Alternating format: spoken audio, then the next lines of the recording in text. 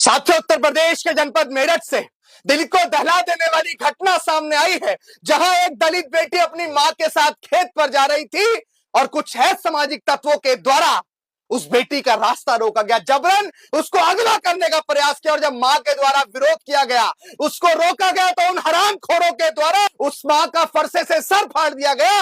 और साथियों, इलाज के दौरान उस मां की मृत्यु हो गई। और आज अभी तक 24 घंटे से ज्यादा बीत चुके हैं, मां की डेड बॉडी घर पड़ी हुई है, लेकिन उस लापता बेटी का कुछ भी अता पता नहीं है। पुलिस ना अपराधियों को पकड़ पाई है, ना पुलिस उस बेटी की कोई खोजबीन कर पाई है।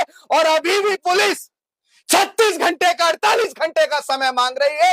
अरे शर्म आनी चाहिए तुम्हें। मैं सवाल करता हूं उत्तर प्रदेश के माननीय मुख्यमंत्री जी से, मैं पूछना चाहता हूं, आप कहते हैं कि उत्तर प्रदेश के अंदर अपराधी अब अपराध नहीं कर सकता है, उसके दिल में कानून का बहुत डर है। अरे कहां गया आपका कानून का डर, जब सुबह 8 बजे एक मां के साथ एक बेटी खेतों पर नहीं जा सकती है।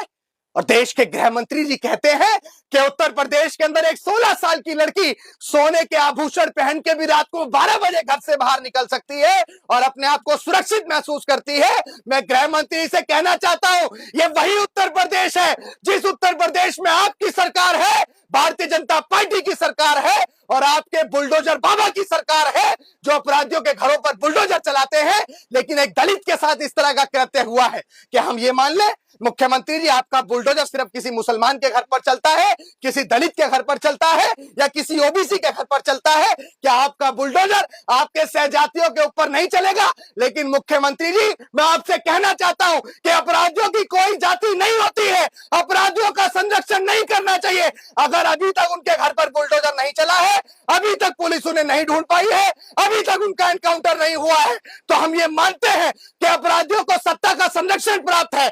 मुख्यमंत्री जी की सहजातीय के द्वारा अगर इस तरह का कृत्य किया गया है, तो क्यों बुलडोजर नहीं चलना चाहिए उनके घरों पर?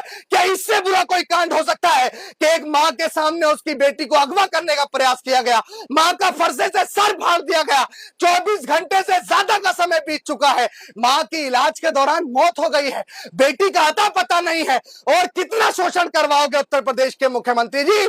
इन अपराधियों को चाहे बिल में से ढूंढ के लाओ।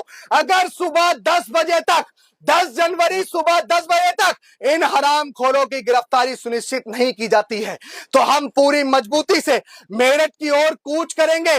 भारत का संविधान हमें अधिकार देता है, सुबह 10 बजे का टाइम प्रशासन का और 10 बजे के बाद का टाइम हमारा। संवैधानिक दायरे में हम आपको बताएंगे कि हम अपना शोषण नहीं